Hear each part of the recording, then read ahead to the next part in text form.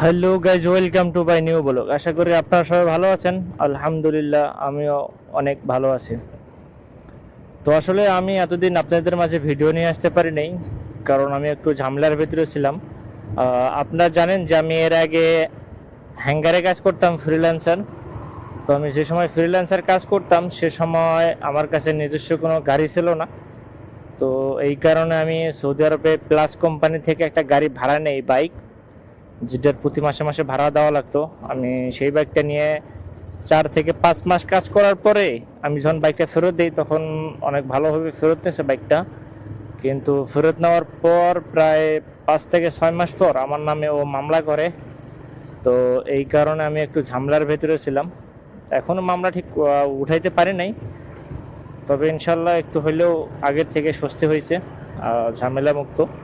তো এই কারণে ভাবলাম যে আপনাদের মাঝেও শেয়ার করি এই কথাটা, যে যারা সৌদি আরবে আছেন আর হইতেছে বাইক ভাড়ায় নিয়ে চালাতে যাচ্ছেন, তাদেরকে একটা কথাই বলবো, ভাই আপনি 1 মাস বসে থেকে খান, কিন্তু তারপরেও কোনো শরিকা থেকে বাইক ভাড়া নিয়ে চালায়েন না।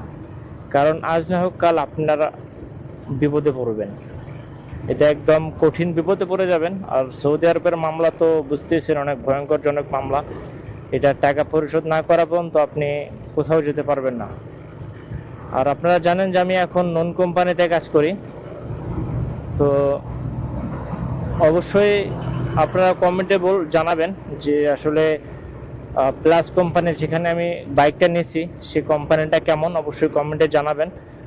আর নুনের বিষয়ে যদি কাল আপনাদের কোনো প্রশ্ন থেকে থাকে তাহলে অবশ্যই করবেন। আমি নেক্সট ভিডিওতে সেই প্রশ্নের উপরে ডিফেন্ড করে আপনাদের মাঝে ভিডিও নিয়ে আসব।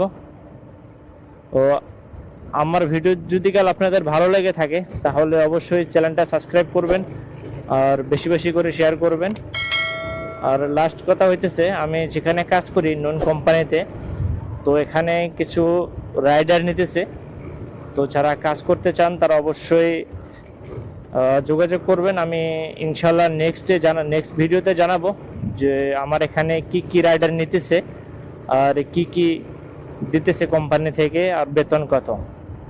তো অবশ্যই ভিডিওটা বেশি বেশি করে শেয়ার করে দেবেন, যাতে সৌদি আরবে যারা আছে তারা কখনোই যাতে ভাড়ায় বাইক নিয়ে না চালায়। সবাই সতর্ক থাকবেন, সুস্থ থাকবেন। আল্লাহ হাফেজ।